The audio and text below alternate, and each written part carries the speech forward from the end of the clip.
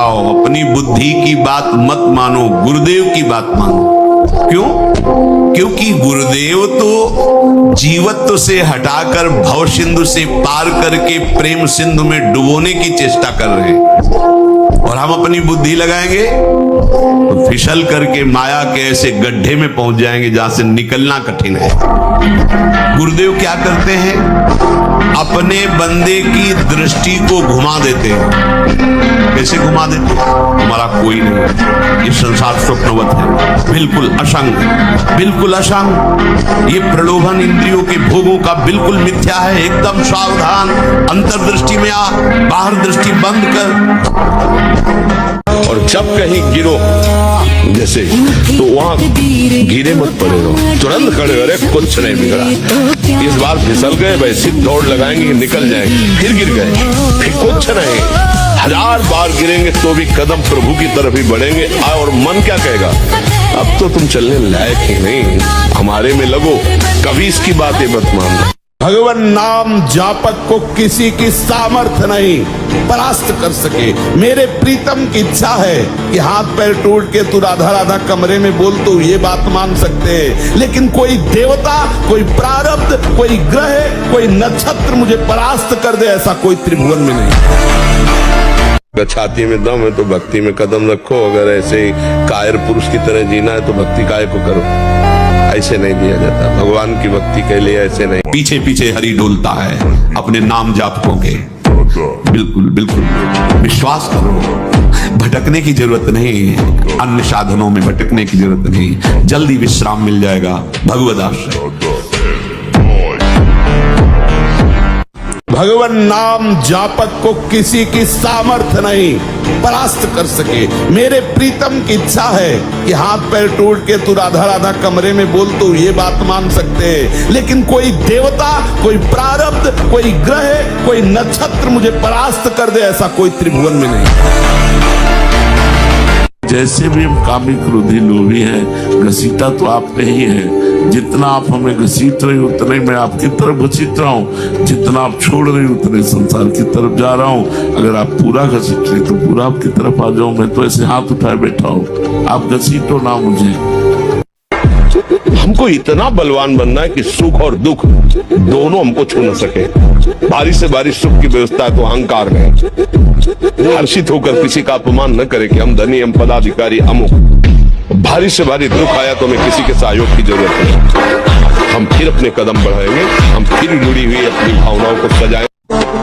गलत आचरण के लिए मन जब कहे तो हमें चलना ही नहीं है गलत आचरण में, चाहे वो जितना कहे।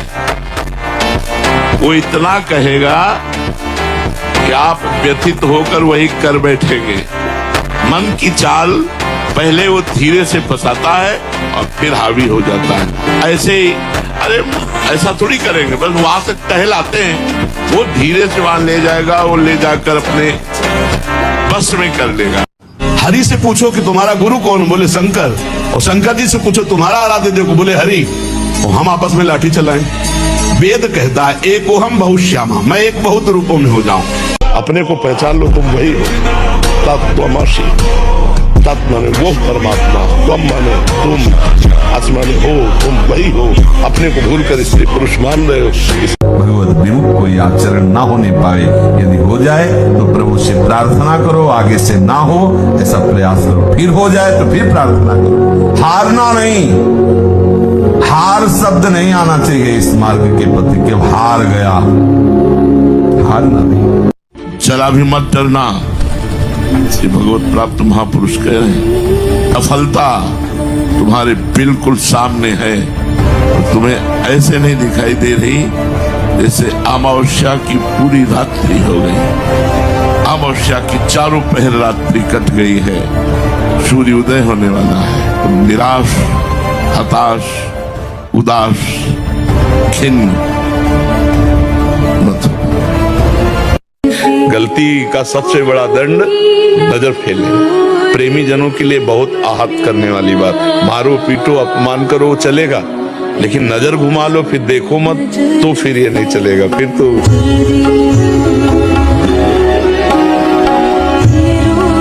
यदि निश्चय कर ले कि इसी जन्म में मुझे भगवत प्राप्ति करनी है, अब कोई मिनट अब राधा नाम के बिना नहीं जाएगा। राधा राधा राधा, किसी को दुख नहीं दूंगा, कभी कोई नशा नहीं करूंगा, विचार का संयोग होने पर भी गंदी बात नहीं करूंगा, धर्म से चलूंगा। अभी पार हो जाए, इसी जन्म में पार हो।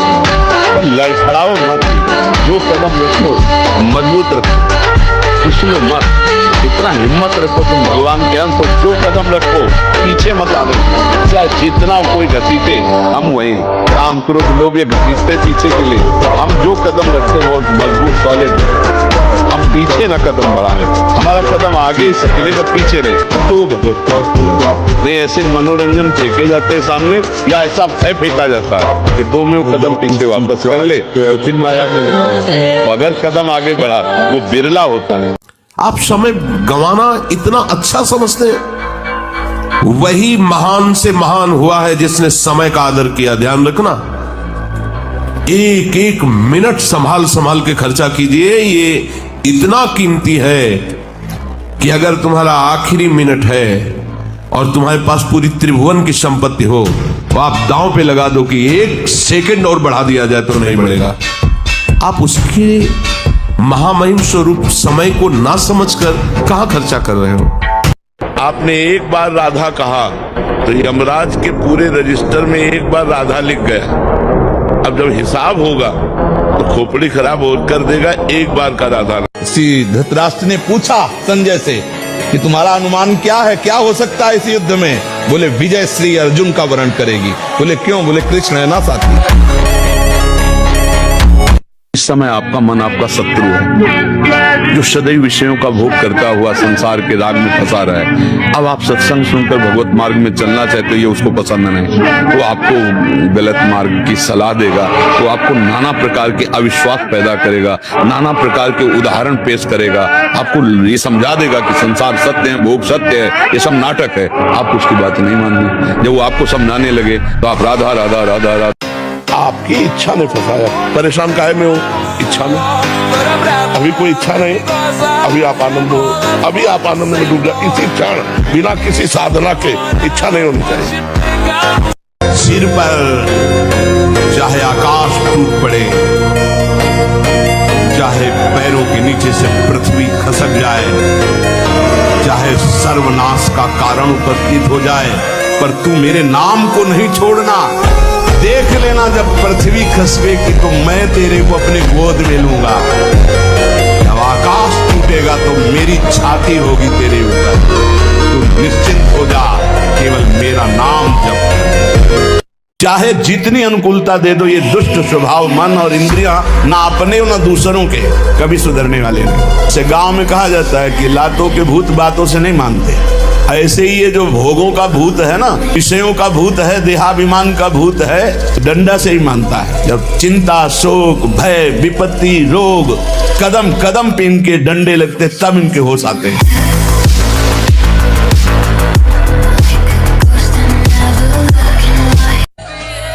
कभी ये ना समझे कि आरंभ किया और गिर गए तो अब क्या नहीं। जैसे जीतने वाले को उत्साह होता है, उसे 1000 गुना उत्साह बढ़कर हम बढ़ाएंगे। हम यही रिश्ता है। विजय तो हमारे चरण छू। अरे अविनाशी के मुझसे हमने बिल्कुल निराश नहीं होना। एक बार आरंभ में यदि हम गिर गए हैं, चूक हो गई, चढ़ना ना, हमारा फिसल गया पैर, हमें बिल्कुल पीछे नहीं हटना। जिसका नरक जाना निश्चित हो चुका है, ऐसे पाप हो गए हैं और उसने शुरू कर दिया नाम जपना, तो निश्चित समझो उसके लिए नरक का द्वार बंद हो गया। पता नहीं कौन सा डायलिसिस आखिरी हो, पता नहीं कौन सी शाम आखिरी हो, इसलिए हर समय भजन करते रहो। मरोगे, याद रहे कि मरोगे तो किसी को कष्ट नहीं दोगे। क्या स्वयं जाना है, क्या किसी की हिंसा करना, क्या किसी को कटु वचन बोलना। यहाँ तो सबसे राधे राधे कह करके निकल लेना है। कोई पाप न बने, कोई अपराध न बने, कोई अशुभ कर्म न बने और हम भगवान को प्राप्त हो जाए, बस यही बात। हम थोड़े से अभ्यास की सफलता में भूल जाते हैं। नहीं, यदि हमें महान बनना है, हमें सर्वविजयी बनना है, तो हमारा केवल लक्ष्य अभ्यास, हार जीत पर नहीं। हम इतने खुश ना हो जाएं, इतने उतावले ना हो जाएं कि विजय हमारे हाथ से चली जाए। हम इतने निराश ना हो जाएं कि हम विजय के लिए उत्साह ही छोड़ दें। दोनों बातें बिना अध्यात्म की बात समझ में नहीं आती। केवल हमको अपने कर्तव्य पर ध्यान देना है और रात दिन अभ्यास। विजय तो चरण चूम लेगी। जो जितना अभ्यास में शिथिल होता है उतना ही वो पराजित होता है, चाहे अध्यात्म का साधक हो चाहे लौकिक हो। जो अभ्यास कुशल है, देखो अभ्यास का प्रभाव कि आंख में पट्टी बांध करके भी लक्ष्य भेद देना अभ्यास। ये तभी होता है जब अपने कर्तव्य को भगवान मान लिया जाता है और उसके परिणाम पर दृष्टि नहीं रहती। केवल उस प्रवीणता हमारी अपने कर्तव्य को सांगो पांग पूरा करना, बस निकल जाओ। जो चाहो कर सकते हो, पर लगो तो थोड़ा स्थिति तो बनाओ नाम की। पीछे पीछे हरि डोलता है अपने नाम जापकों के। बिल्कुल बिल्कुल विश्वास करो, भटकने की जरूरत नहीं, अन्य साधनों में भटकने की जरूरत नहीं, जल्दी विश्राम मिल जाएगा भगवद आश्रय। तो विचार का भय भक्त के अंदर नहीं रहता। अकस्मातिक भय आ सकता, हमारे एकदम ऐसे कोई करे तो एकदम ऐसे हो जाएगा। पिस्तौल एकदम कान में लगा दे तो एकदम भयभीत हो जाएगा, क्योंकि विचार करने का अवसर नहीं मिला। अब वो विचार के द्वारा ठीक है आप चलाइए, अगर हमारे शरीर की आयु पूरी हो गई तो चलाइए, नहीं तो आपकी टिकट करते रहोगे, गोली ले चलेगी। मेरा आपसे वही एक निवेदन था कि जो मैंने अनुभव किया इन चर्म चक्षुओं से कि आप यहाँ विराजमान है इस स्थिति में, आपकी जीवात्मा इसी शरीर में है और आपका स्वरूप प्रकाश में लीन हो गया। ये क्या लीला है? अब महाराज जी सही बतावें आपको, आपसे कुछ छुपाव नहीं है। इस खोखे के अंदर अब वही विराजमान है, अब जीव नहीं विराजमान।